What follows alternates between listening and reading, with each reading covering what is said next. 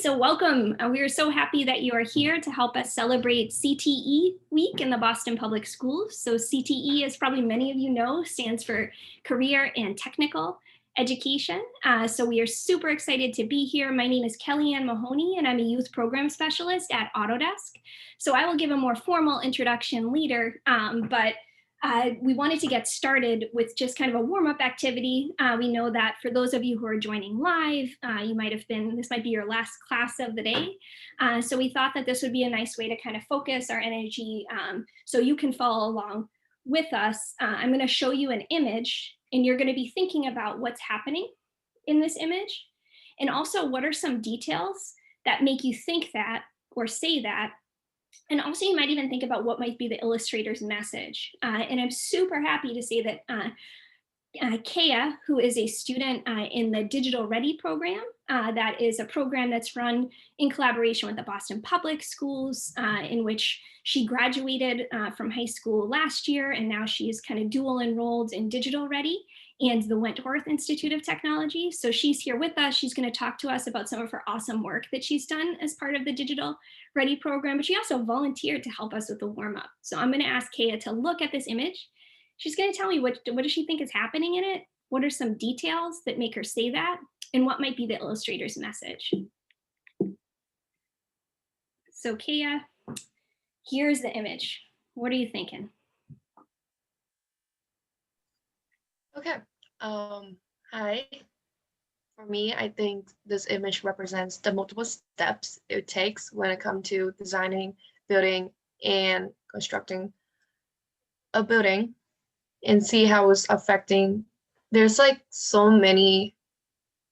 I can see road, and that's like a way of this step and then next step and what's happening next and what go into just building.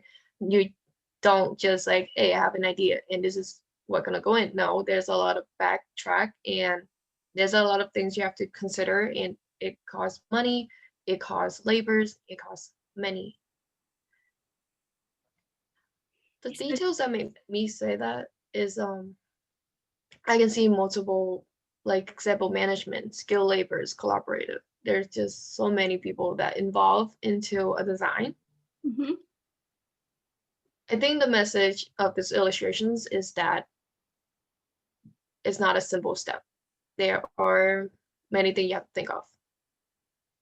It's such like what you're saying is it's a process that's being illustrated. I think that it shows all the different players, be it people, equipment, that goes into creating a building, and also just thinking about like a hopeful vision also of the future. It gives me like kind of a hopeful mood. Does it do that for you as well, Kea, to make you think kind of optimistic, or how does it make you feel?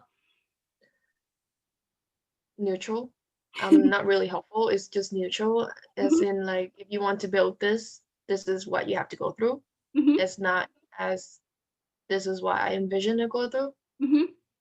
So it's just very like clear in terms of what the process might be. We see like sensors, which is interesting. Was it surprising to you to see a robot at a construction site, Kea? Not really, because I'm aware of things as 3D printing buildings, and robots has been part of us for so long now, and simply, I think it's just part of the process at this point. And that's why we're so excited that young people like you are interested in the industry. I know that the Digital Ready program is focused on architecture, engineering, and construction. So we're going to learn more about Kea and her process and her own design process. But it's just really wonderful to think about when we think about the future of construction and the future of building, which is something we might talk about in relation to this design challenge, that the future is also you, young people, because we hope to have more of you in the construction industry. All right, so we're going to get started with our formal program. So this is the High School Career and Technical Education Design Challenge for the Boston Public Schools this year. So the design challenge is called Make Justice. So we're going to talk a little bit about the design challenge. We're also going to learn a little bit about career and technical education. I think that a lot of you may already know about career and technical education, but Dr. Jen Smith from the Boston Public Schools Office of Career in technical education is going to welcome us. But before we do that, I just want to thank Gilbane Building Company, who is going to be joining us later to talk about careers in the construction industry, and also the Digital Ready program that Kea is a part of. And again, my name is Kellyanne Mahoney, and I'm a youth program specialist at Autodesk.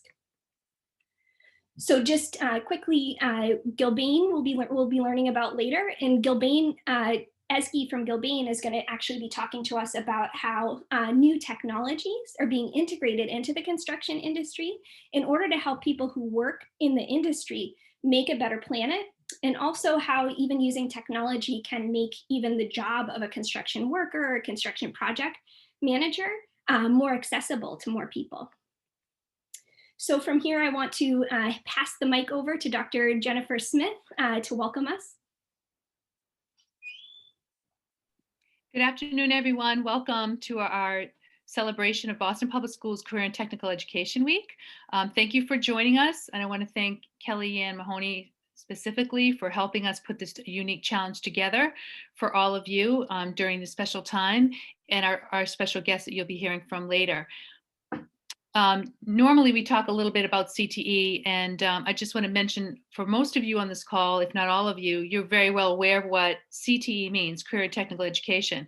So the students that are probably on this call are in a CTE pathway, but I think it's important to note that among our schools, which we have 11 schools that have CTE pathways in the district, there's a lot of variety of career opportunities. And if you are in one of these CTE pathways, you're very fortunate to have all these opportunities at your fingertips. When you graduate from a CT pathway, as you know, you'll have your diploma, and you'll also have industry recognized credentials.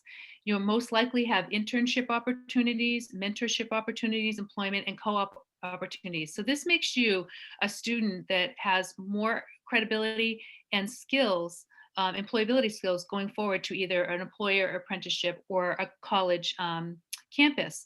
So keep this challenge in mind, that this is another way for you to kind of hone in on those skills that we're talking about today: teamwork, problem solving, employability skills, and creating a presentation.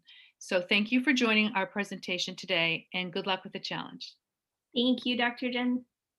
And so Dr. Jen just wanted to share, you probably all know this, but just some more information about the programs at different schools. So there's Madison Park. Jen, did you want to talk about these, or do you want me to just launch the challenge? I think for the high school, we could just launch the challenge, but it's important. We'll keep them on the slides for when we hand off the recording to other people. Sweet. Thank you. Well, you all are so lucky that you get to have access to these programs at your school. I actually graduated from the Boston Public Schools, and although I got a wonderful education, it was not always so clear to me how what I was learning in school could connect to future careers. So this is one way that we hope to even continue that for you through your CTE learning. So the design challenge is for you to create a model that shows how you would address an issue of affordable housing, disaster relief, or public health. So we're calling this the Make Justice Challenge. We're going to give you more information about the challenge and how you can participate, and what are the deadlines and all that stuff. But we wanted to just kind of inspire you with the challenge through sharing some stories from students, and also to introduce you to someone whose job actually addresses this issue. So how you will submit your work is you're going to explain how your design solves this problem. So it could be affordable housing, could be disaster relief, or it could be public health, all kind of under the umbrella of social justice. And you're going to create a model through images, words, numbers, a 3D digital model. So I'm going to be demonstrating to you today how you could use Tinkercad as a tool to create that 3D digital model pretty easily, and or a physical model as well. So what skills we hope that you'll be able to practice through this challenge is technical skills, and you could demonstrate your technical skills through Tinkercad. I'm actually going to show you, because you're high school, a few other tools that are free to you as a student or as an educator through Autodesk. But you can really, sometimes we show creativity within constraints. So if you are just working in Tinkercad and you begin in Tinkercad and you end in Tinkercad, that's totally okay, because you might show even more creativity through doing so.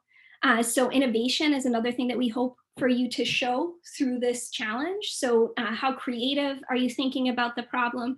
How could you address this problem in a new way that no one has ever even thought about before? And also just thinking about how are you making an impact. So really being able to clearly articulate how you are making the status quo, you're taking something that's happening in the status quo and you're addressing it, and you're making an even better situation for either people like you, or people who are not like you. You're making a better world through design.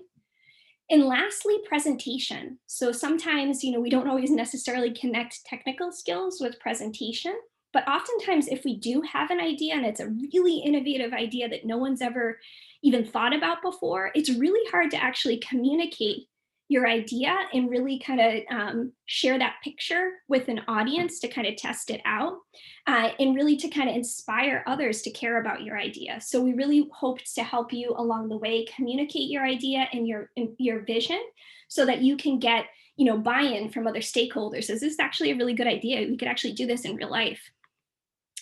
So today's webinar is meant to help you discover how you can use design to address issues of social justice in the built environment.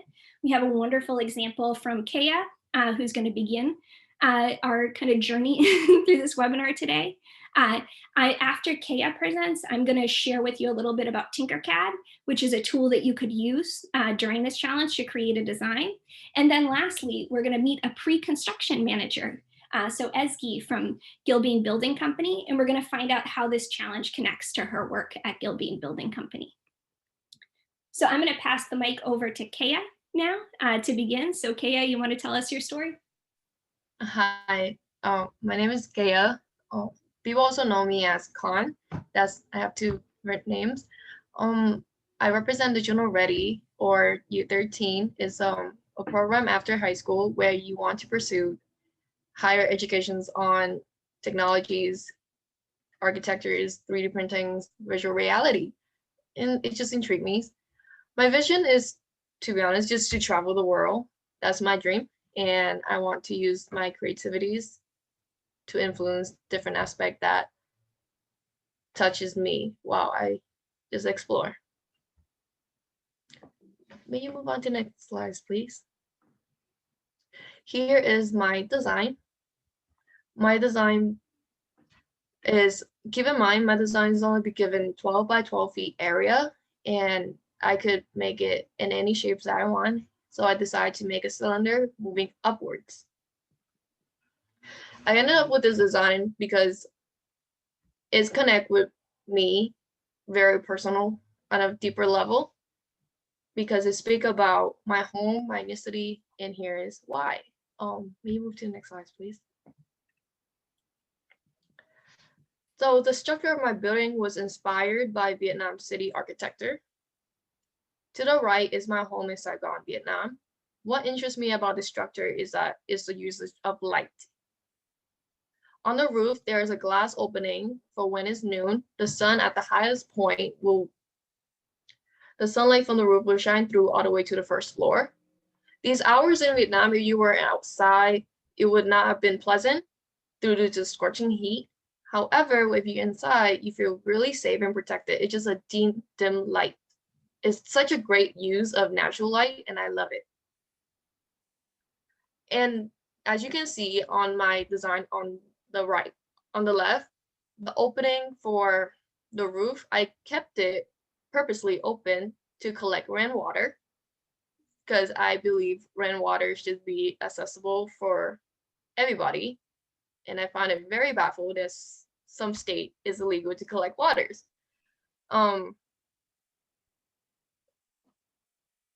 Because yes, collect waters for the whole structures. That's how it functions.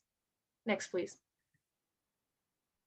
To access the top floor, as I continued to draw in my studio, I felt that in the beginning, I wanted a telephone pole in the middle of the structures for easy access going up and down, but I decided to go with the staircase instead. And the staircase that you can see on my right is inspired by Joan O'Gorman's stairs. And a vision, I just simply like it. I simply love it so much. So I put credit when it's due, and I put it in my design.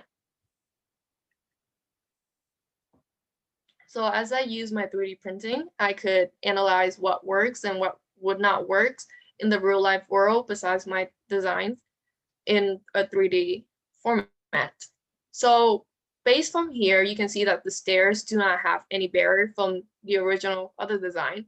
And I learned that without that stairs barrier, it would not have a stronger structures and would not be safe for people to walk, even though it's aesthetically look nice.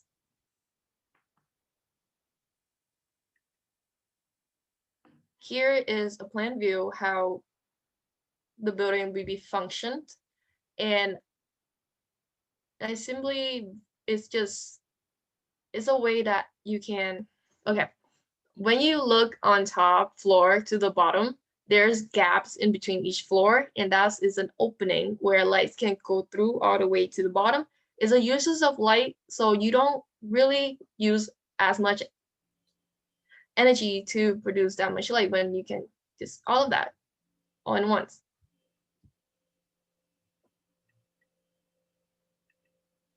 That's my design. Well, that was a beautiful design, Kea.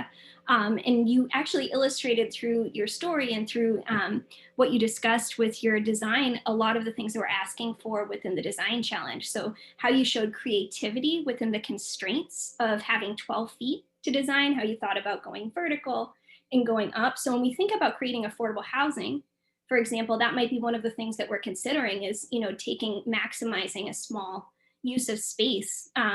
Also just loved how you were able to, to convey personal meaning within your design and connecting it, back to Vietnam. And also just in thinking about really how clever and innovative you were in thinking about, making, energy more efficient, but also even probably more affordable by thinking about how you could use natural light in the building, and also the reuse of rainwater was super clever.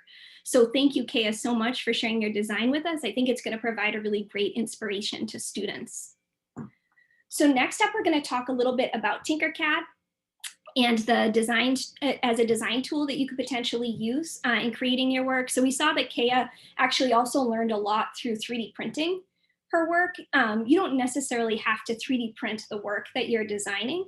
And also just sometimes we associate Tinkercad with, that's the tool that you use to 3D print, but you can actually have a lot of value through your digital creations in Tinkercad. So Tinkercad can be accessed really easily through tinkercad.com. Our tools, 100 of our tools are actually free for students and teachers, but Tinkercad is actually free for everyone. It's browser-based, it's a creativity tool, and it will take you maybe only 2 minutes to get up and started on Tinkercad.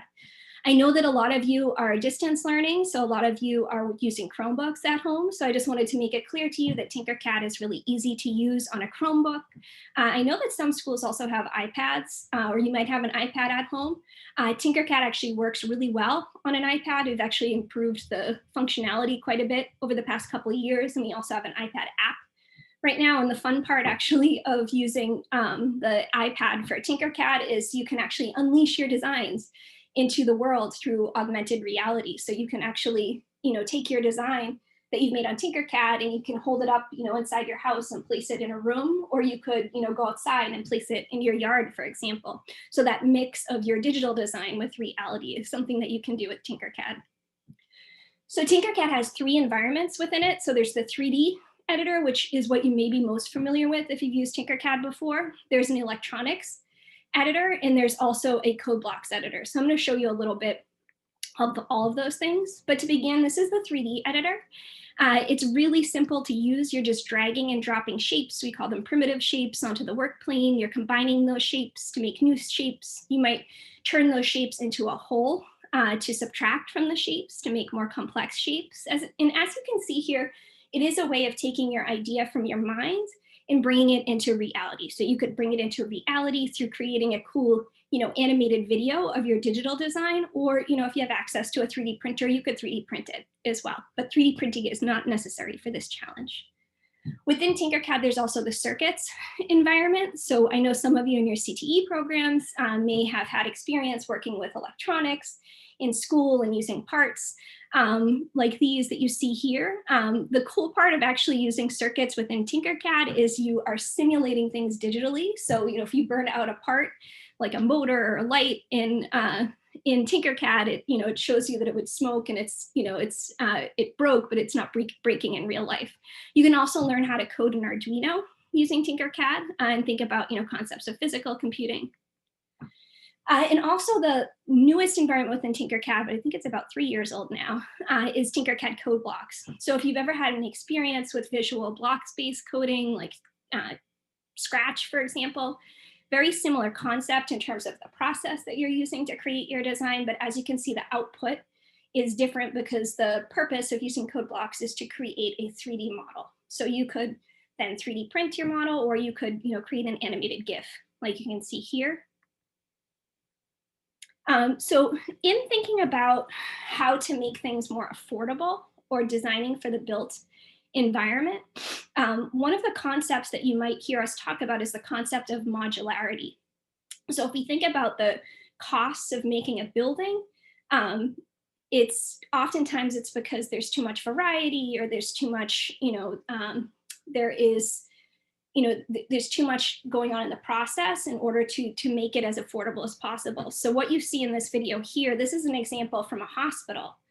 And the idea is to create a modular design to find patterns within the hospital that are repeatable, and then almost kind of make like a kit of parts to put the hospital room together. And then you can see even some of these parts are geotagged. So, when we saw that image at the beginning, there's a lot of transportation involved in the construction industry and things get lost. So the more that you can almost like take, a room in a house and kind of turn it into like an IKEA kit of parts type thing, or a bill of materials, it's going to make it a lot easier to design things more affordably. So modularity is like it's designing things that are kind of more flexible. I'm going to give you an example here too. So within Tinkercad, you start out by creating a new design. And what you see me doing here is I'm dragging out a box onto the work plane. I'm adding a pyramid to the top of it. I'm squishing it down using the handles at the top. I'm adding a work plane at the bottom just so that I get the pyramid exactly where I want it to be, and squishing it down. And then I'm drawing a box around it to combine it. And now you see I'm using the tool to align it. And as you see me working, you're going to start to see me then using Smart Duplicate, which is Command D. And I'm changing my copy to a different color so you can see that I did that. So now you see me just kind of repeating some of the same shapes over and over again to make a really like beautiful, complex shape. This is a dodecahedron, which is a 12-sided shape. This is an irregular dodecahedron though, as well, because it's made with diamonds. So just really quickly, you can see how I just came up with kind of a repeatable process and then was able to quickly, just through iterating and duplicating, make it a really complex shape. So now I am hollowing out the shape by putting a hole inside of it and aligning it. And you'll see that later. And then I'm grouping it to make it one shape. So that's like a hollow dodecahedron right now. And then I'm applying, so I'm using a work plane to get out onto the face. I actually switched to orthogonal view so that I can see it in a more 2D way, because I'm trying to get this hole in the center on that face. And you see me again, I'm using the arrow keys to move it around. I'm also using a mouse, and it's a lot easier when you're 3D designing to do things with a mouse. You can use your trackpad though, as well. So you saw there that I shifted the snap grid to make it 0.5 millimeters so I can make more precise movements. I'm stretching, so I pulled that up along the Z-axis, but then I'm stretching it out this hole so I can put it through the shape. And then you see me, I did a Smart Duplicate, so I duplicated it. I'm rotating it. So I'm just kind of repeating the same processes over again, and then adding a little variety here. So this hole is a little bit bigger than those other holes. And then you see me zooming in here, so using the camera controls so that I can be more kind of precise about the way that I'm designing. I'm stretching it out. And then I'm using the arrow to dip that down the z-axis again.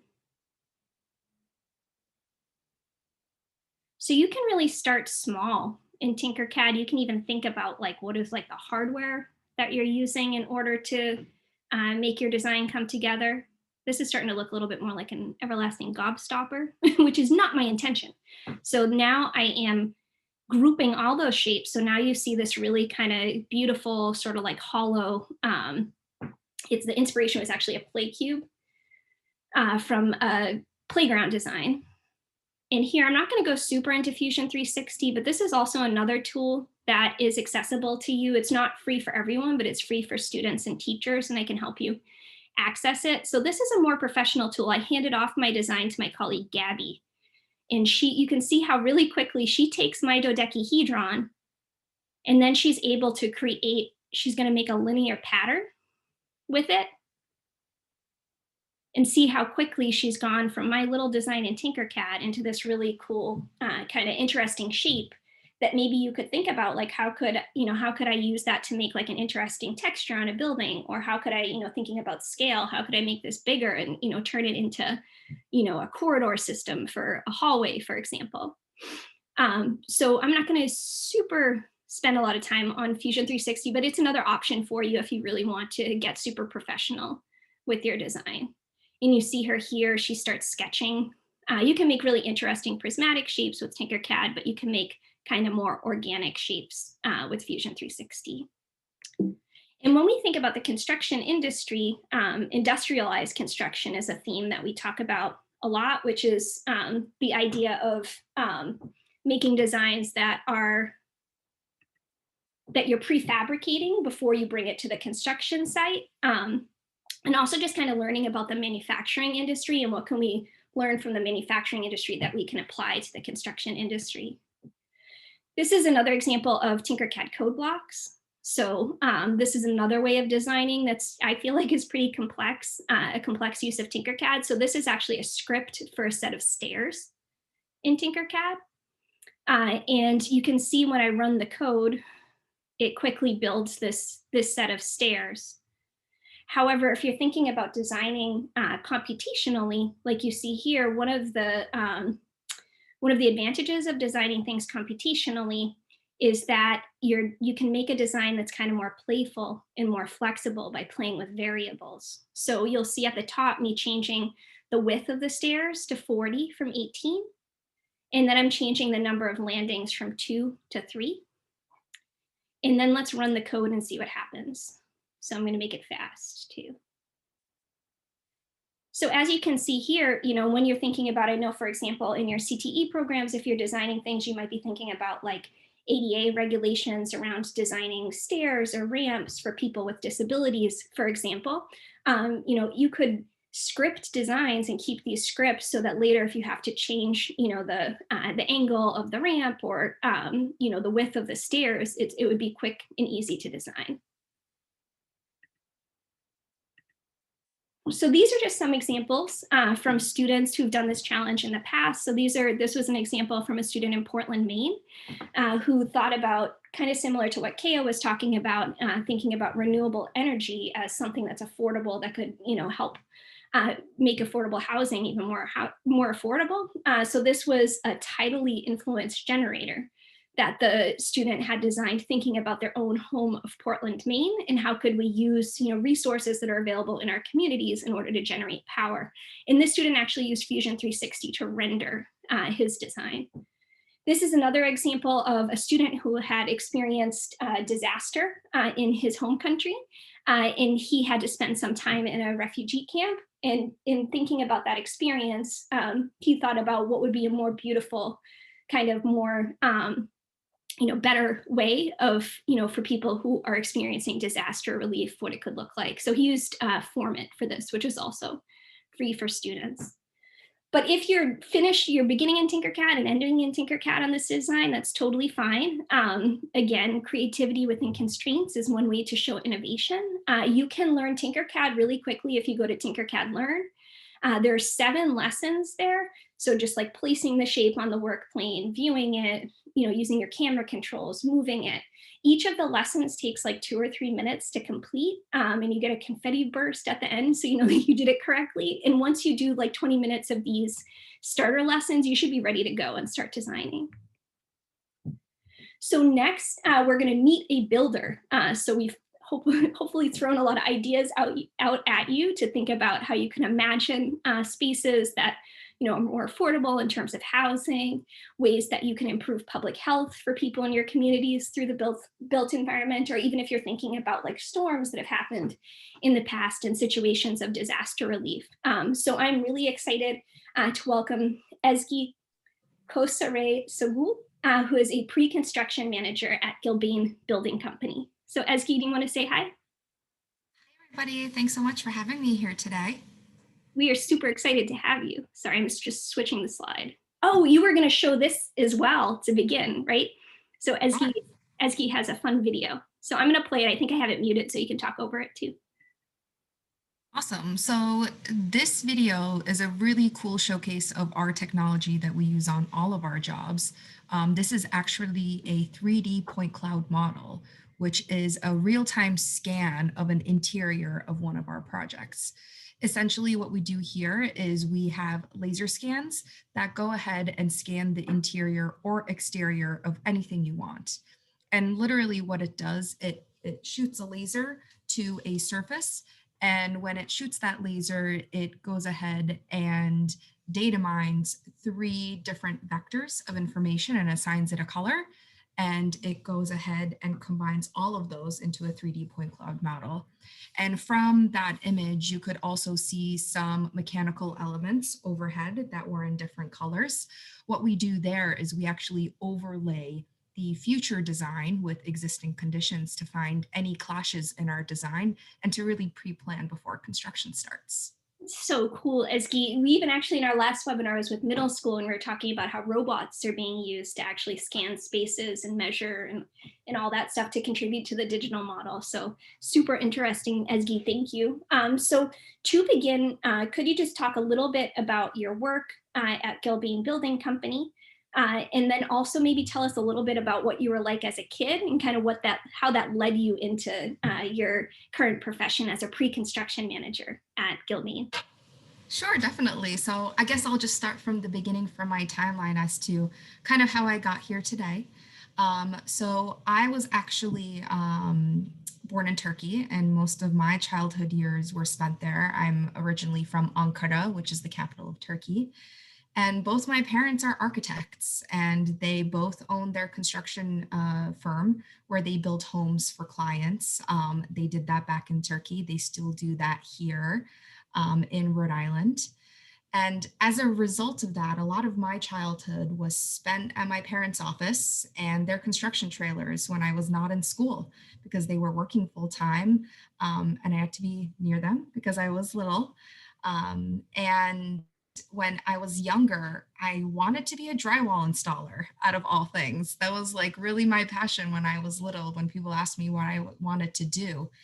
And that was because I loved how when the carpenters showed up on my parents' project sites and put up the drywall, the project really would come to life and come all together, and you could actually make sense of the design. You had the skeleton, and when they came in, it was all built and you could actually see a future home. So from growing up and loving being around construction and architecture, I really knew that I wanted to be involved in the industry.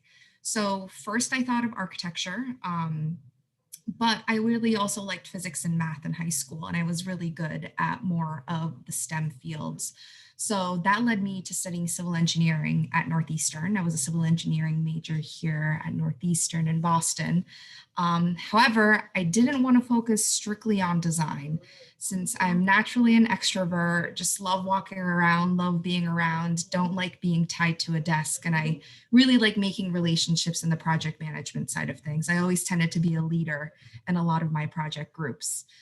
So through my co-ops at Northeastern, both with Gilbane, I found construction management from a lot of my mentors and resources at school, which was basically a perfect culmination of all my interests from the design side and the STEM side, but also really being people focused and being an extrovert and always kind of wanting to do new things. Oh, cool, Ezgi, and how you kind of went on your journey from architecture to engineering into construction, and also being able to make drywall sound really interesting. Phenomenal. It's funny, this morning I wanted to be an architect, and now I think I want to be a pre-construction manager because it sounds It's a great job. I recommend it. makes sense. So my next question is, so what other types of jobs are available in construction? You did talk about this a little bit, but maybe you could talk even a little bit more about why you went into pre-construction and really kind of make it clear to students what pre-construction means. Sure. So I'll start with that pre-construction portion first. So I've been at Gilbane now for 7 years, and I've worn multiple hats in this company, from being on site as an entry-level project engineer within our company to being a superintendent on site and running the project site from all the tradespeople that are working there. I've also worked actually in all of our different departments here in Massachusetts as well, including our virtual design and construction department through our management training program. We have a 2-year management training program here at Gilbane where you go through all the different facets of our company to figure out kind of what your passions are and ultimately figure out what you want to do. So after that training program, I really liked pre-construction phase of the project, which is essentially that pre-planning phase before construction starts. And it included things like estimating, scheduling, permitting, procurement, so procuring all those materials to actually do the job.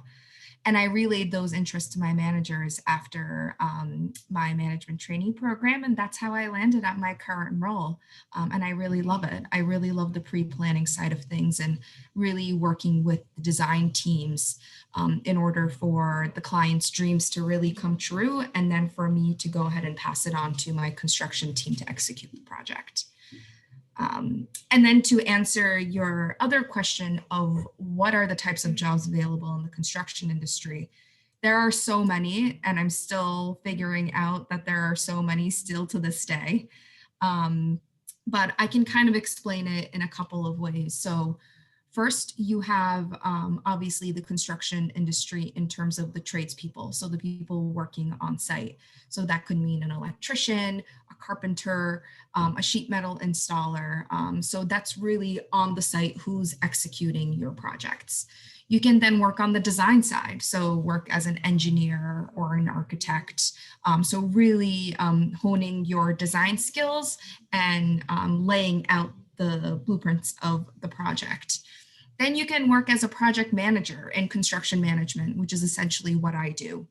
Then there's also working as a consultant, so really having a special niche in the construction sector, for example, a lighting consultant, or you can be a sustainability consultant and really aid a lot of the designers in their projects.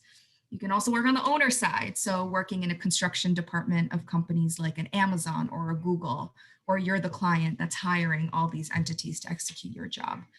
And then lastly, something completely different, but still involved in construction, you could go on to, for example, working in construction insurance or even construction law. Construction law is something that I'm definitely dabbling in now through a lot of the legal processes I have to do as a part of a pre-con manager. And I find that really exciting. Sounds like such an awesome job for someone who has a lot of different interests as well. It seems like there's a lot of opportunity to move not just vertically but also like horizontally through different types of jobs, and also that there's so much opportunity for growth in the industry as well in terms of following your passions and finding what you like, what niche you like within the industry too. Definitely. I would definitely say that construction management is a hodgepodge of different backgrounds. I have actually a leader who was a biomedical engineer when he was younger, but picked construction management because he loved it.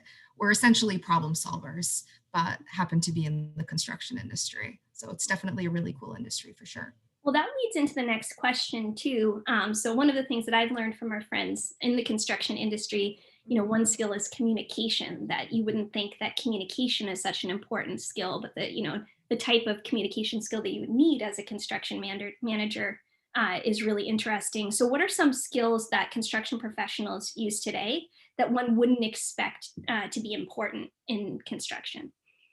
Sure. And Killian, you kind of hit the nail on the head and stole my answer with that. Sorry about that. But no, that's okay. But it's so important, even though construction can seem very technical, people often dismiss that communication, and presentation skills are some of the key skills that you need in the industry.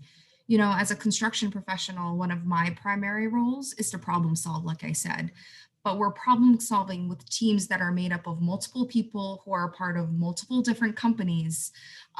So touching so many different people, and communication and presentation skills are really important when it comes to the ultimate job of problem solving, which is what we do here. And you're talking to like so many different types of people, so you need to shift from talking to a building owner to then, talking to like, like your team of like skilled laborers, for example. So just does seem like a really great job for also people who like are people who like to interact with other humans, which you can right now in the construction industry too, because it's still happening outside. Definitely, it's a diverse industry. So my next question is, so how is the construction industry making a better world? And could you think of any examples, maybe even of projects that you've worked on that touched around like affordable housing or public health? Sure. So, I mean, essentially, why I love construction, right, is we're making a better world by providing the physical means and methods, or essentially the infrastructure that we need to live. So, whether that's your house, whether that's your school, whether that's a hospital where we cure the sick, um, I love being part of projects that really bring, the affordable housing, public health, and bring that home as well. And some of those projects that I've been a part of that I want to highlight today, first of all, is the Union at 48 Boylston. It's actually a project that we've completed recently that's comprised of 46 different affordable housing units. And it's kind of mixed use too. There's some retail at the bottom. It's really close to the Common. So if you guys are ever around, check out the Union at 48 Boylston, really cool project. Next is something we've done very recently at Newton Pavilion at the Boston Medical Center. We've actually created temporary quarantine shelter in response to the COVID-19 pandemic. So it's a great example of some of the quick projects that we have to do. We have actually a disaster relief part of our company where we mobilize really quickly to go ahead and respond to some things like COVID-19 pandemic, or how we responded to the Columbia gas explosions as well a couple of years ago. That was a really big project for us. And then lastly, I wanted to throw in a really cool project that we've done that probably resonates with some of the students here and really resonates to the STEM side of things, is the Dearborn STEM Academy in Roxbury. That's a really, really cool project of ours. The design is so cool. I love going into that building and seeing all of the infrastructure and mechanical elements all shown, through plexiglass so that you can really see how a building operates. I really love that project. That's such a beautiful building, and just really kind of, makes you think about like the meaning behind the buildings that you're building as well, and being able to like, see it in real life. And just also that, you're, it's almost like it's like you're working in this like kind of unexpected, you never know what to expect in terms of, the different situations that you have to respond to in the construction industry, which keeps it exciting. My last question is, imagine I'm a high school student and I'm really been persuaded by what you've said, Ezgi, about how cool the construction industry is. What should I be doing right now if I want to work in construction in the future, which is not super far off if I'm in high school, right? Yeah, definitely. I mean, I definitely thought about it in high school too, trying to figure out, what I wanted to do. I think first, really understanding what you like. Do you like, designing? Do you love drawing on paper? Or do you like being part of teams? Do you tend to take that leadership role? Really identifying what you like and what your strengths are going into whatever you're doing after high school. I think that's really important, number one. Number two, taking advantage of all the free school programs that you guys listed earlier on in the presentation. One of those programs that's really near and dear to my heart is the ACE mentoring program. And I would urge all of you guys on this call to even take a look at it. It's a free after school program in all of the schools in Greater Boston, and actually even beyond Greater Boston. And we focus on the architecture, construction, and engineering fields. It runs from October to March every year, and it's just once a week from October to March, and we learn about the different industries, what they have to offer, and you actually go through a mock project where you get to present it to design professionals. You also have mentors that are in the industry, so you really get an injection into meeting all of the people and working with them firsthand, and really getting to ask those questions of like, do you like your job? Do you like working in the construction industry? And then after that too, just really being hands-on. Volunteering was something I did a lot in high school. One of the ways I did that was with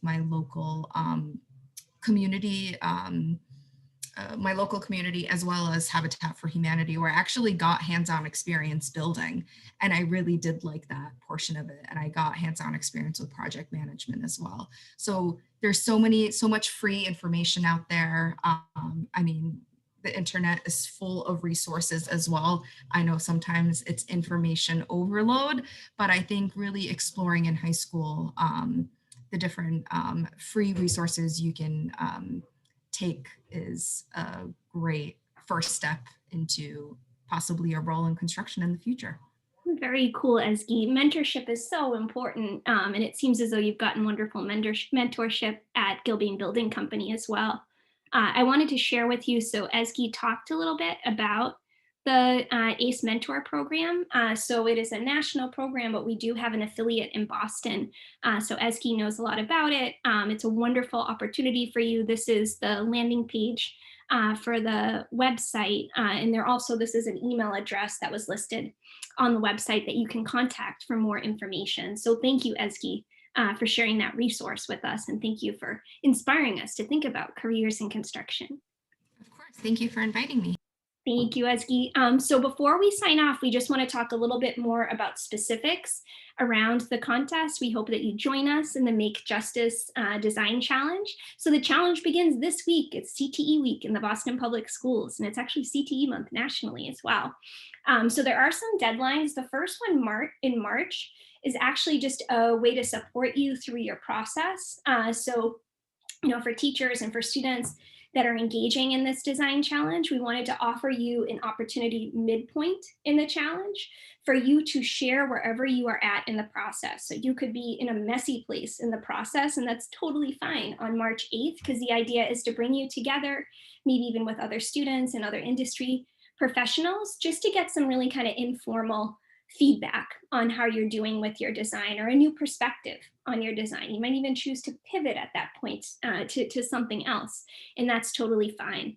The final deadline is April 2nd. And the reason why we made it April 2nd is the week before April vacation. We would like to do kind of more of like a pitch event with the finalists to be able to share their ideas for more like formal feedback, kind of like thinking like a Shark Tank sort of situation that would be kind of more like judging, versus March 8th is just kind of more critiquing critical friends to help you along the way. So for more information on the challenge, if you go to this link here, it's also in the registration for the webinar. It's autode.sk/CTE for justice. And that is written for teachers, but high school students could definitely follow along as well.